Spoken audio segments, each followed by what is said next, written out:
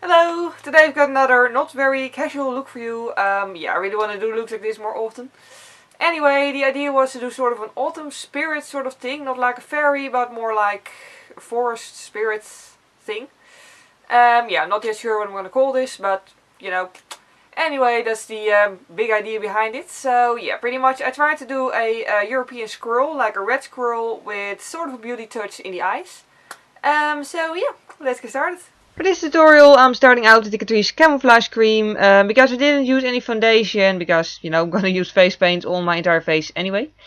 But I did want the under eye darkness to be not dark and also the redness on my nose and forehead and all. I just wanted that to be nice and smooth and even and yeah.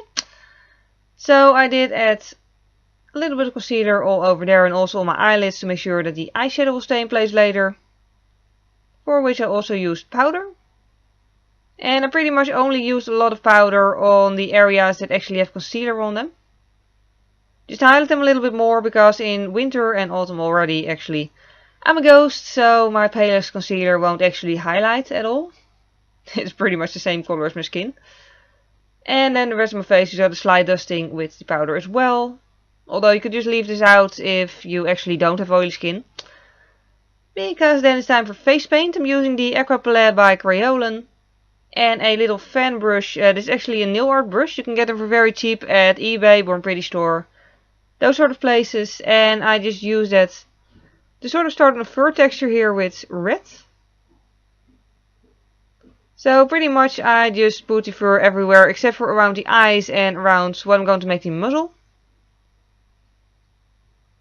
And really make sure not to press too hard because like you really want the stripes and not just, you know, a paint stain, really. So yeah, then I used some brown as well, just to fill in the gaps all around my face. And yeah, I really do think, by the way, that like part of the 3D thing it really is to make different colors, really. Yeah, that sounds illogical. What I'm trying to say is, I'm using orange here, by the way, is that what gives the 3D effect really is the fact that there's different colors in it. Because if you look at an actual animal's fur, it's not going to be all completely even. Like, it is going to have different colors. So there's really like the trick to this all. It's going to look more like fur if you use different colors. And then for highlighting, I used yellow, as you can see here. On the bridge of my nose and above my eyebrows and also on my cheekbones. Don't add too much because otherwise, again, you'll just get a layer of color rather than stripes. And at first I actually wanted to keep the muzzle and the eye area clear, but I decided I wanted some fur texture there as well. So I added a little tiny bit of brown face paint and then a lot of white. You can't really see much of the white, but it does give the 3D effect in person and yeah. It just adds to the look, I think. And then I also did the nose. Actual squirrels have more of a indent really than an actual button nose. But I think button noses just work better for face paint, so that's what I did here. Pretty much I started out with sort of a slight dome shape on top and then just filled in the rest of it. Had some trouble with my with my nose piercing there, but it worked eventually. And then I just made a little stripe down to my lips.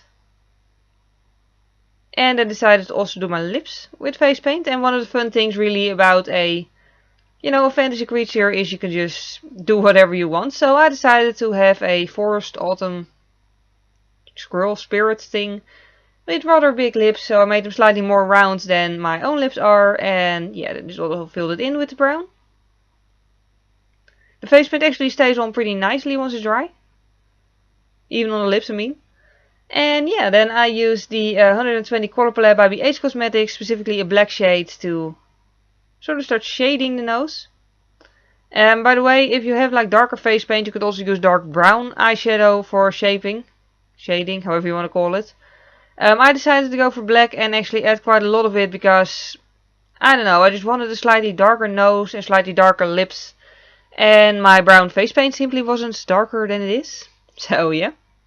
Added quite a lot of black and then also made the lips look even bigger really by making the inner corners like really dark and then just blended it out towards the center, both on the top and on the bottom obviously. but I managed to do most of the bottom off camera, unfortunately. But yes, it's the same as on top. Then for my eyebrows, I made them more like straight but slanted upwards at the outer corners. Simply because to me that's very fantasy-like for some reason, but you know, they're eyebrows, you can do whatever with them. Again, it's a fantasy creature, so there's really no set rules to it all. And then for my eyes, I started out with the Maybelline Color 2 in Crème de Rose, as pretty much always. And I just added that to my eyelid and also in the crease. Just to give the colors that I'm going to put on top something to do a hair to. Just to make them pop more.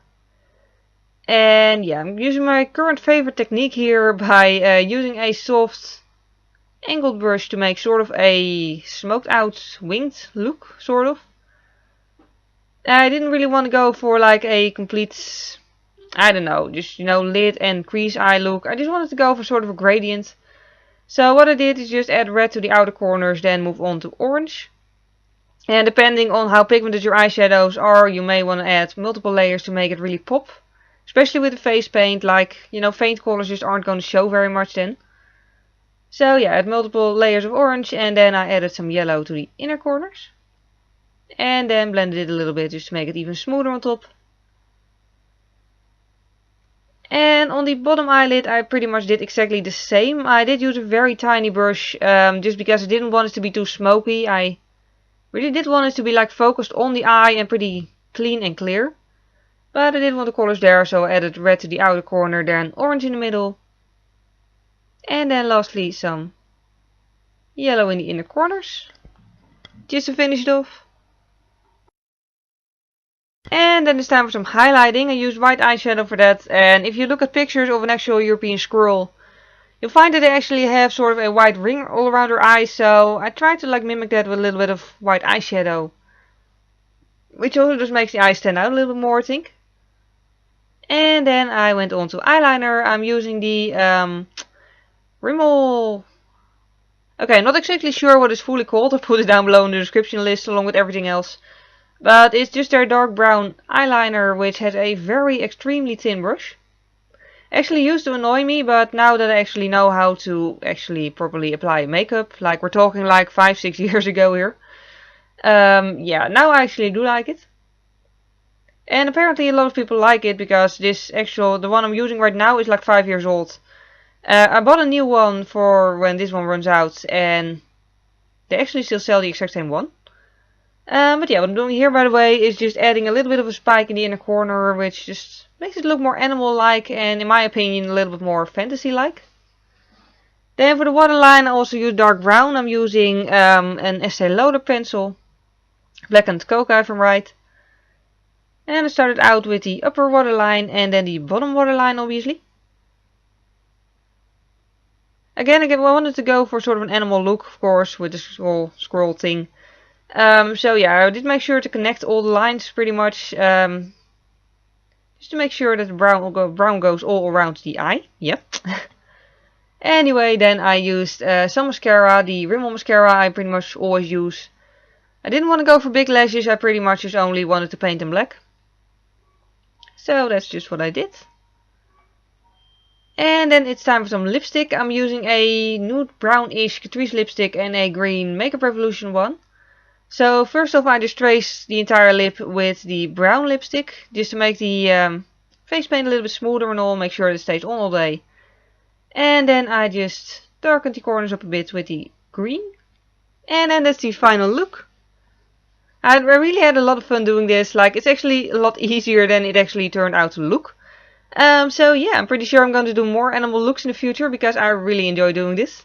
For now, thank you very much for watching and see you next time. Bye! Yeah, an eyeshadow on it, that's pretty much my own skin color.